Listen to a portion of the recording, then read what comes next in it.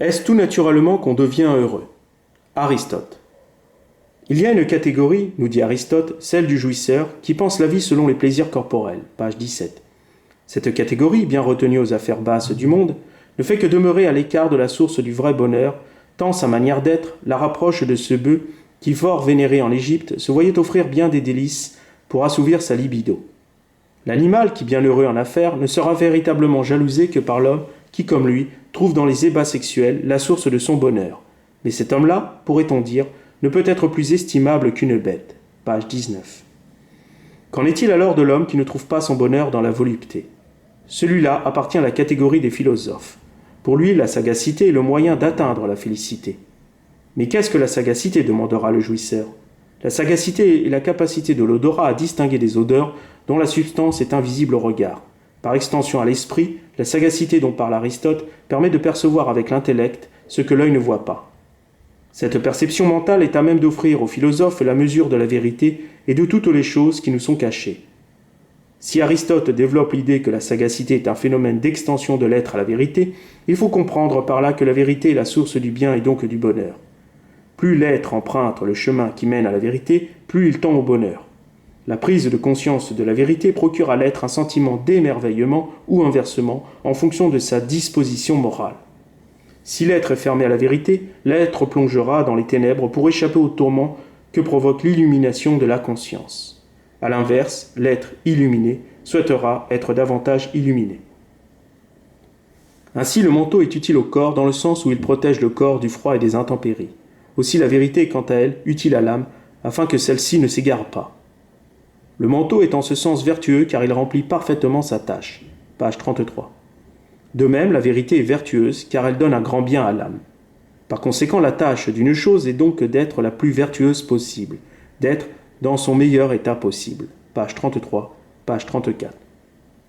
La vertu ici est à mettre en rapport non pas avec la vertu théologale, mais avec la vertu fonctionnelle, laquelle est attribuée à l'objet ou à la personne et que celui-ci ou celle-ci, en accomplissant parfaitement la tâche qui lui a été attribuée, devient vertueux ou vertueuse.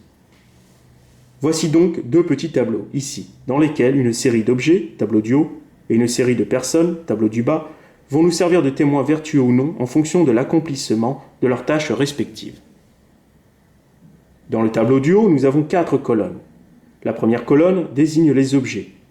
La deuxième colonne désigne leur fonction. La troisième colonne désigne la conséquence après une tâche effectuée. Et la dernière colonne indique en fonction de la tâche accomplie si l'objet en question est vertueux ou non. En premier objet, nous avons notre fameux manteau. Sa fonction est de protéger du froid et des intempéries. Mais voilà que le manteau acheté par ce client n'est pas imperméable. Il prend l'eau lorsqu'il pleut.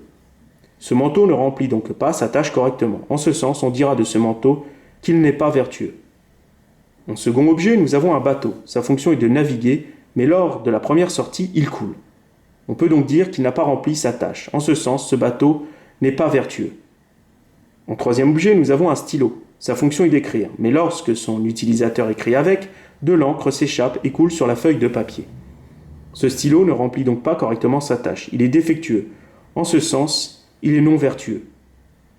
En quatrième objet, nous avons un couteau de cuisine. Sa fonction est de couper de la nourriture. Lors d'un repas, ce même couteau coupe un morceau de viande assez facilement, laquelle fut un peu trop cuite. Ce couteau remplit donc bien sa tâche. En ce sens, il est vertueux. Le tableau du bas est identique à celui du haut, à l'exception des objets qui ont été remplacés ici par des personnes. En première personne, nous avons donc un boulanger. Sa fonction est de faire du pain et les clients trouvent que son pain est savoureux et que la croûte et la mie forment une heureuse combinaison. Ce boulanger remplit donc sa tâche parfaitement. En ce sens, on dira de ce boulanger qu'il est vertueux.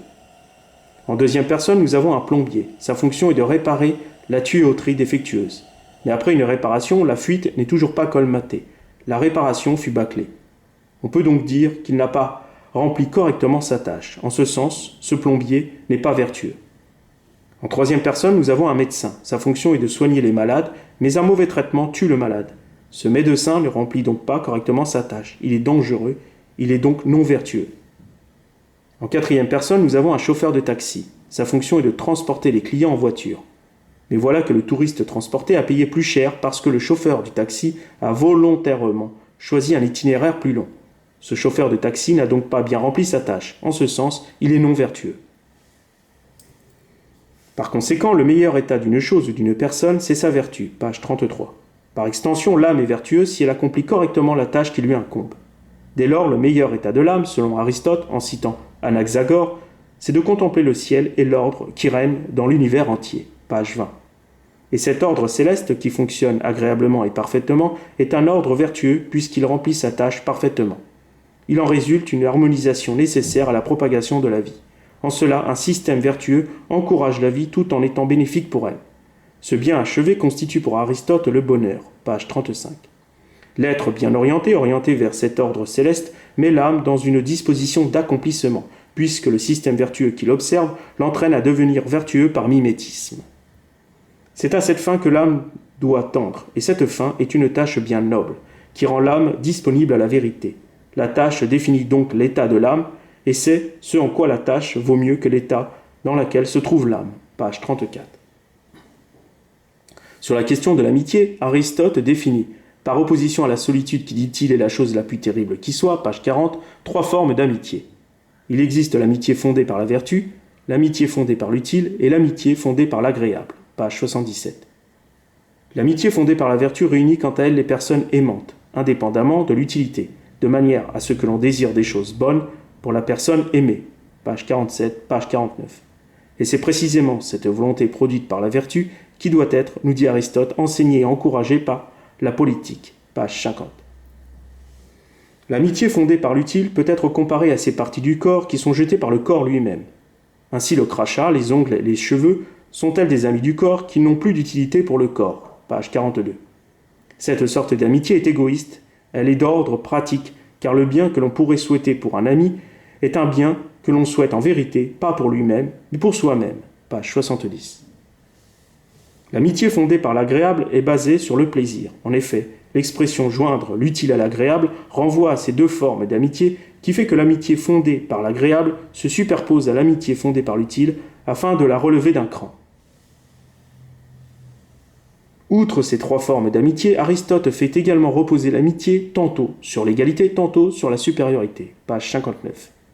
En effet, la notion de supériorité dans l'amitié n'est pas à négliger, ni celle de l'égalité, car l'amitié construit un lien social qui est défini par le degré d'élévation dans la société. Les ouvriers demeurent entre eux et les cadres, dirigeants entre eux. Il se peut toutefois, nous dit Aristote, que celui appartenant à une classe supérieure tisse une amitié avec une personne appartenant à une classe inférieure. Page 60.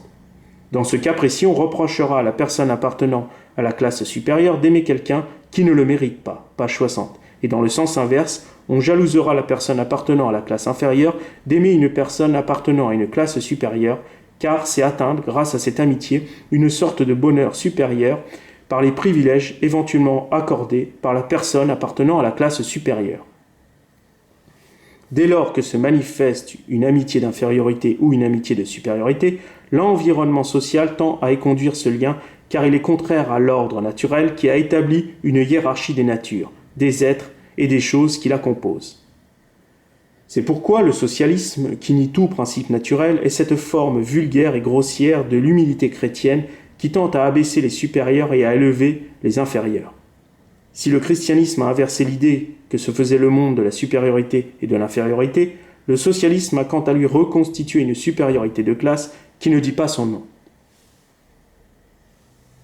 C'est pourquoi les ambitieux sont toujours ceux qui s'estiment inférieurs, car pour eux les supérieurs sont en effet à admirer, car ils inclinent les inférieurs à les aimer. Page 61. Aussi ces ambitieux confirment que l'amitié est un moyen utile d'atteindre la classe supérieure. Cette amitié semble donc poursuivre un dessein égoïste, nous dit Aristote. Page 61. Cette sorte d'amitié se base donc sur un calcul qui fait de l'amitié un commerce profitable, puisqu'elle permet d'obtenir plus facilement des avantages en nature.